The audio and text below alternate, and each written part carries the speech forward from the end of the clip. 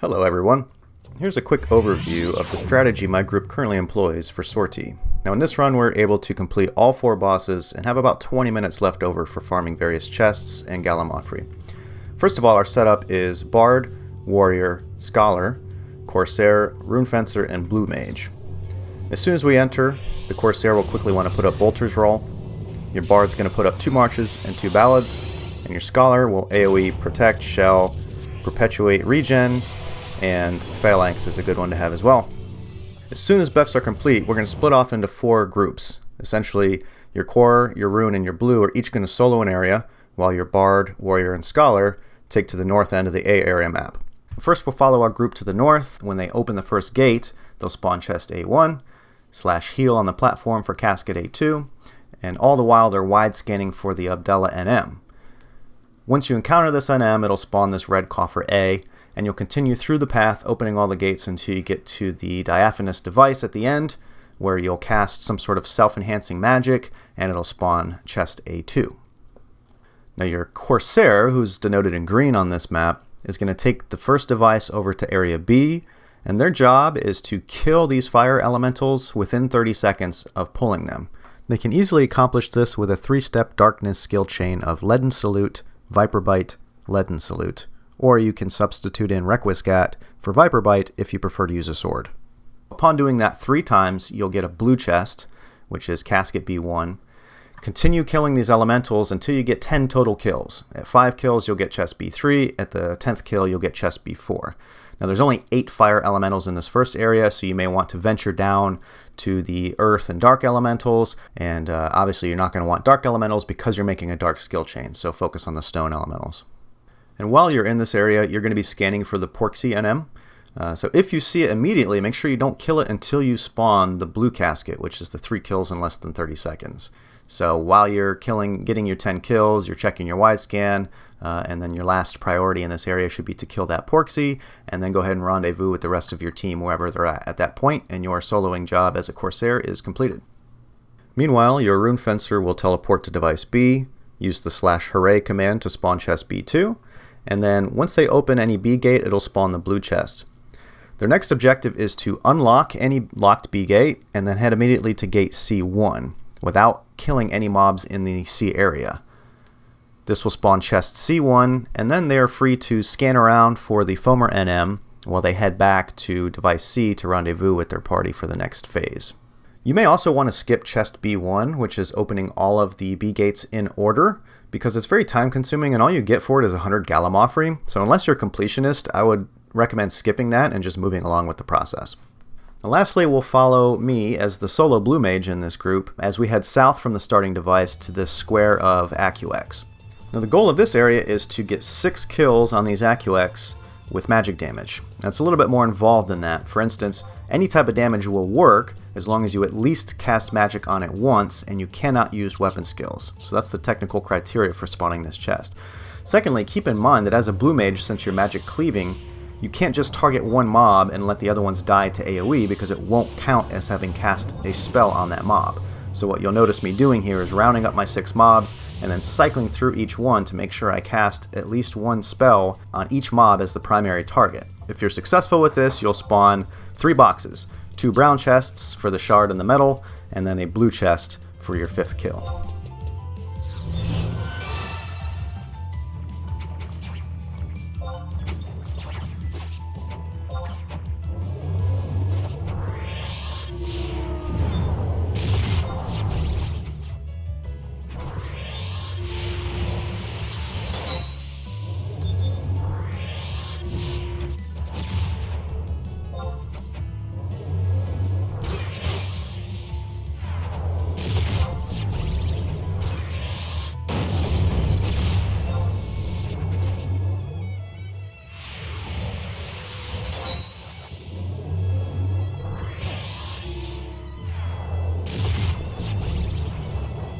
Then I head over to the starting device, warp over to Area C, and wait for the OK from my Rune Fencer that he's completed his objectives and we can go ahead and pull a monster to this device.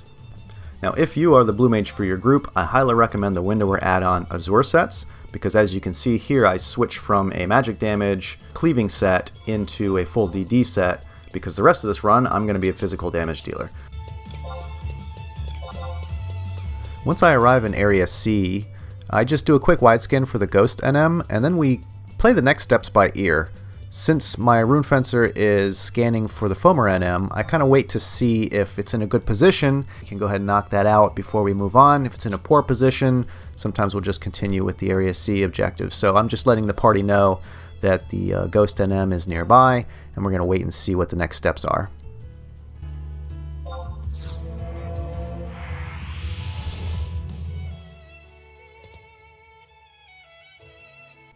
So word comes through that the Foamer NM is in a poor position, so let's go ahead and pull back a normal monster to the device C and get that chest, and then we'll move on to the Ghost NM.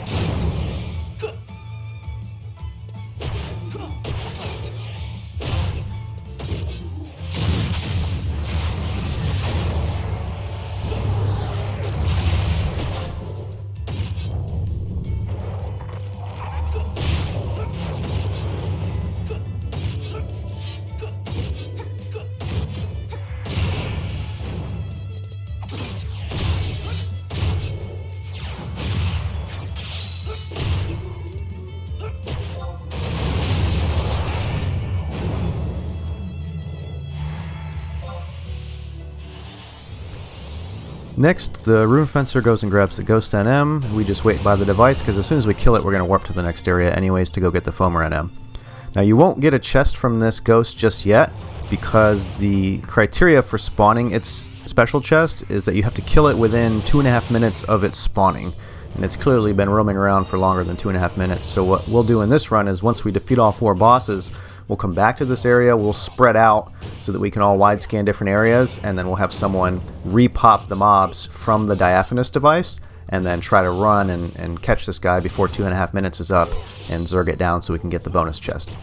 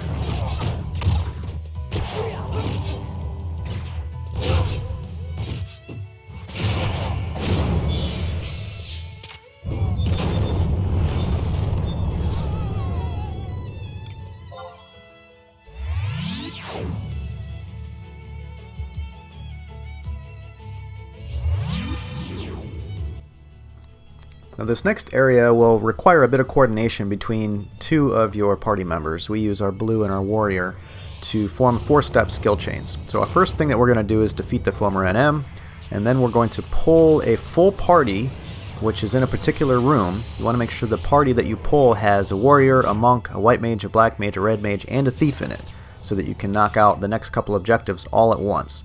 So one objective is to kill the mobs in the order that I just mentioned. So you have to go warrior first, then monk, then white mage, then black mage, then red mage, and finally thief. The second objective you're going to accomplish at the same time is performing a 4-step skill chain on 5 of the mobs. So you'll see me communicate with our warrior, and we'll just do an endless cycle of Red Lotus Blade to Shining Blade, and as soon as I see that the 4-step was successful, I'll just call out to the party that it's okay to kill that mob, because there's no sense in just endlessly cycling skill chains. Once you've hit that 4-step, you have to kill the mob and move on to the next one.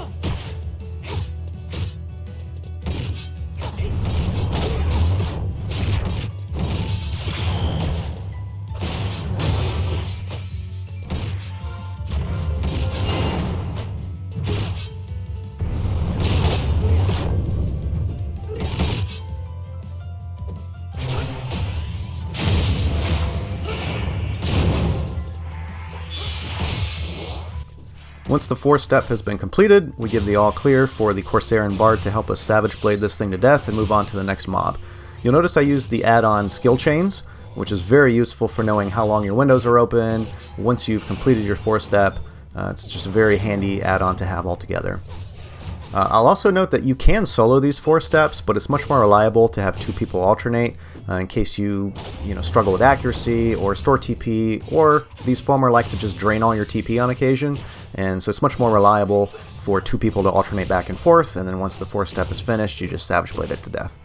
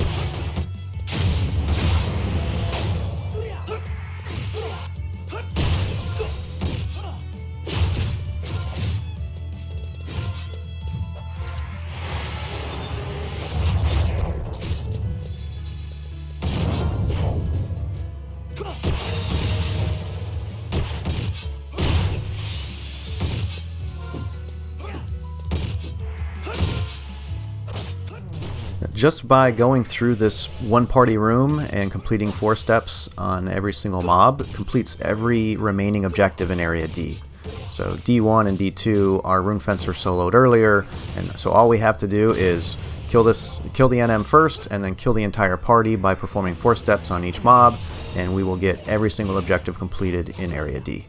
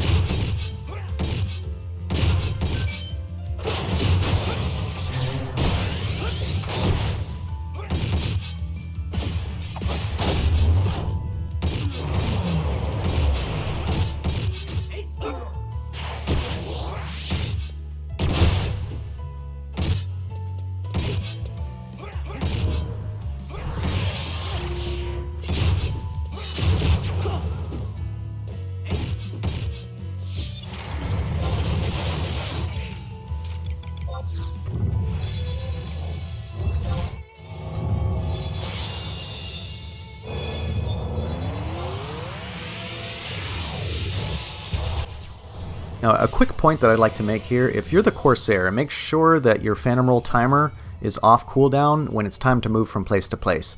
A big time sink in this zone is moving from area to area, so don't get caught putting up a roll when the mob is almost dead or it's almost time to move on, and then you've got 20 seconds left on your Phantom Roll timer.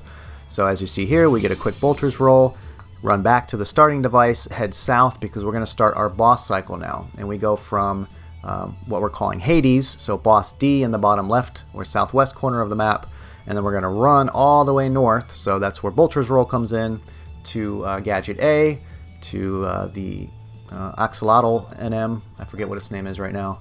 And then we're going to run all the way east over to Leshonn, which is a Ghatjot B.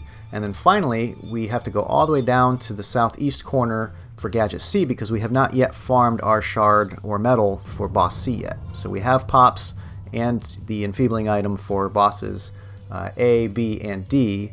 And so that's what we're going to tackle first.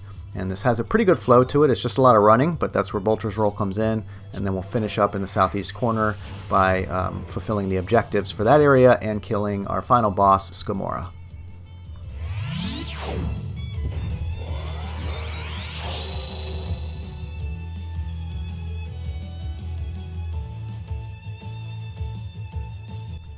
And we've gotten in the habit of gathering past this doorway before we buff. Because as soon as you engage the NM, it's going to close that door, and so this is just a foolproof way of making sure nobody gets trapped behind.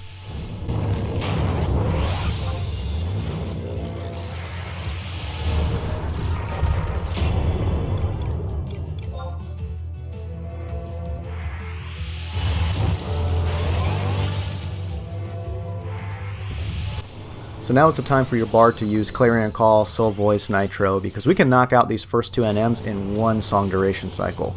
And then once we get to the third NM, we'll have to reapply songs without Soul Voice, unless you get a lucky wild card. And then because we're farming before popping the fourth and final NM, your bard will just play song application by ear at that point.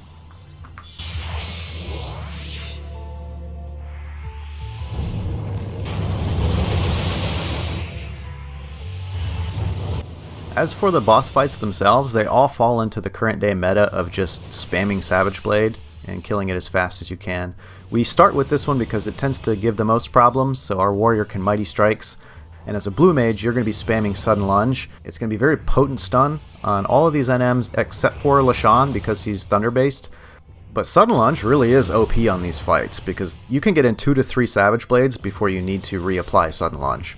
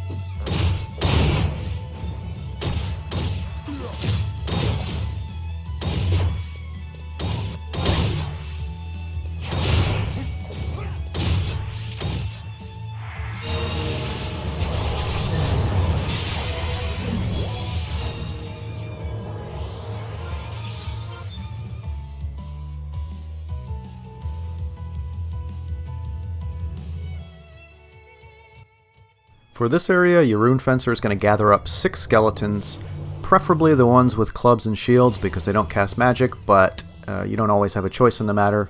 And he's going to pull them over to this little hallway which is next to the Ghatjot to teleport to the boss. The goal here is to perform skill chains with Magic Burst on 6 of these mobs. And once you've Magic Bursted once, you can just kill the mob and move on to the next. So the fastest way I've found as a blue mage is to open with Red Lotus Blade, close Fusion with Flat Blade, and you can Magic Burst Dia too, because it does, you know, a couple points of damage, which counts. And then if you're gaining TP fast enough, which you should with Samurai Roll and some Malignance gear, you can close a light skill chain with Savage Blade and quite often kill the mob. Here I brought it to like 1%, but quite often you can Magic Burst the Dia on the Fusion portion and then close with a nice fat Savage Blade to kill the mob and move on quickly to the next one. So after we've done this 6 times, we will successfully have spawned 2 chests to give us the shard and the medal for the boss.